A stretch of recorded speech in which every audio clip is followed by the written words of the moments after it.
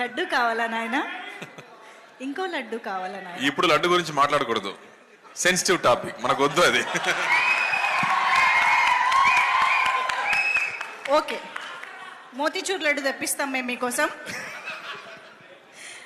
Motichoor laddu situations కావాలి మాకు, అంతే.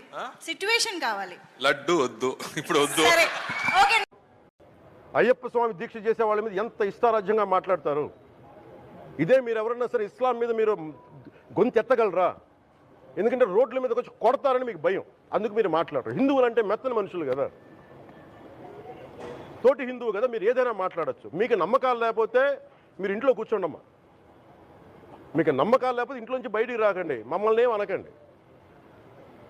మేము ఎలా పూజా విధానం ఎలా చేస్తాం, అలాగే ముఖ్యంగా ఫిల్మ్ ఇండస్ట్రీ కూడా నేను తెలియజేస్తా ఉన్నా.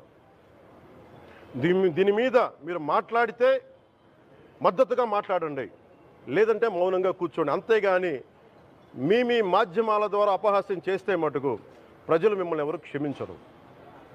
ఎందుకంటే చాలా డీప్ పెయిన్ ఇది. మీరు లడ్డు మీద జోక్లు వేస్తున్నారు. నేను ఒక సినిమా ఫంక్షన్లో కూడా చూశాను, laddu is a sensitive issue అని. Don't you ever say that. Don't you ever try day to say that, please.